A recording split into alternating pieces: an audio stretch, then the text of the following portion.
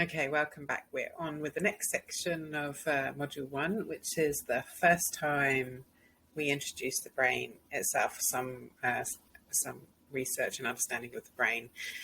We're going to look more deeply at all sorts of aspects as we go through the modules, but this is our first foray.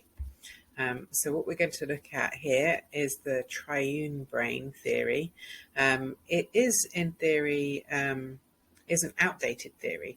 So we're going to look at the brain as three layers. So we're going to go down through these 3, 2, 1. And although it is an outdated theory, because we now understand the brain to function as a whole, interconnected, intricate thing, that are fear responses and our thoughts and our emotions all are activity across our whole brain and our neurology. This triune brain theory is still a really good way, it's accepted that it's a really good way to introduce the brain to people, to look at some of the components of the brain, even if they don't function exactly the way the triune brain originally suggests.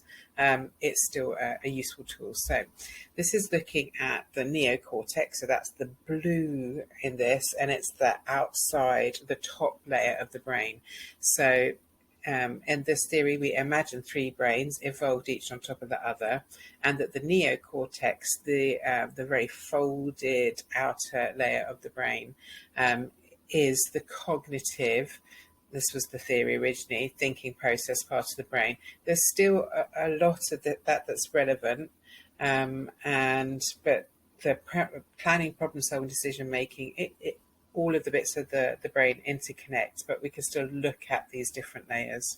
So layer 3, the top layer, the neocortex, and the prefrontal cortex at the front, which is where we have our conscious awareness of thoughts and emotions.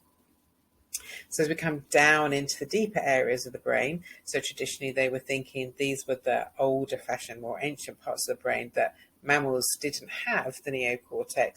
The neocortex was human, and the smaller next section in the brain was to do with mammals such as cats and dogs. This is the limbic system, or it's referred to as the limbic system. So it's a collection of structures within the brain that were thought to house the human emotions. Again, we now understand it's much more interconnected than that, but that the physiology is there in place, this collection of structures in the center of the brain on both sides. So forming like this with the neocortex over the top.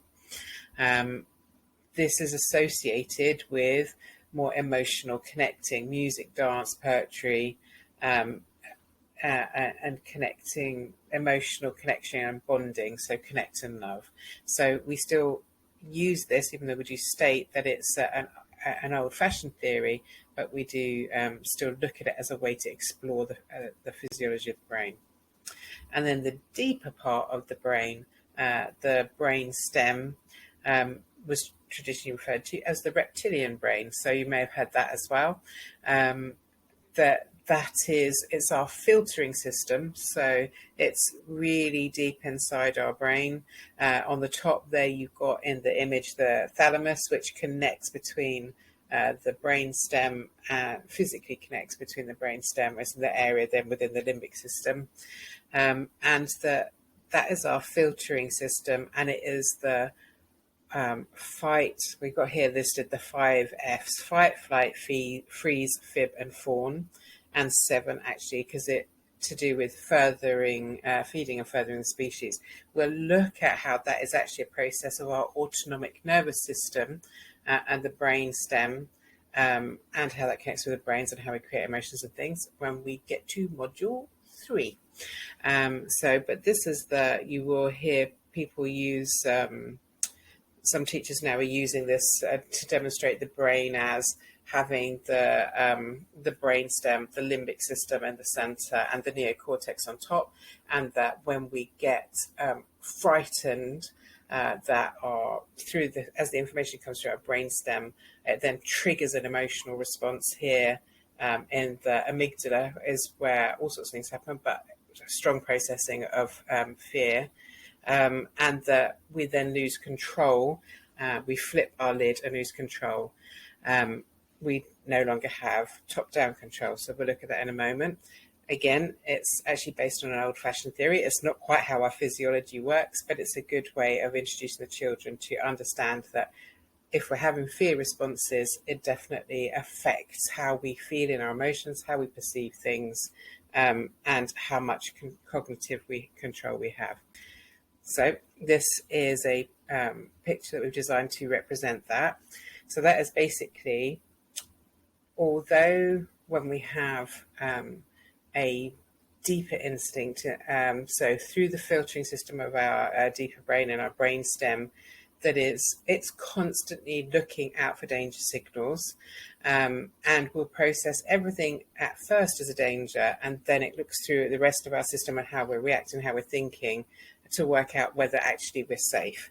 But if that is the thing that is triggered, so as soon as we hear something that is more aligned with a reason to be afraid, then that is the thing that is more in control of processing. Emotions are heightened compared to normal, and then our cognitive processes and our language processes are reduced. So we'll look at that in our emergency procedures in a little bit more detail, but our shorthand for this is 1, 2, 3, go, and it's that kind of immediate, very fast reaction, escalation, and go, game over. So that can be a meltdown, it can be a lashing out, it could be just fight, flight, run. So it's that we're looking with our young people to, instead of 1, 2, 3, go, that what we're going to do is we're going to slow our breathing, we're going to slow down a bit, we're going to count to 10, or if not 10, we're going to count 3, 2, 1 before we react.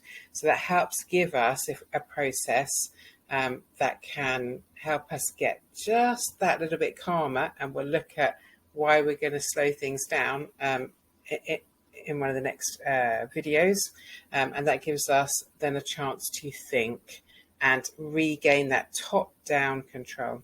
So on the left, we have what's called bottom-up control.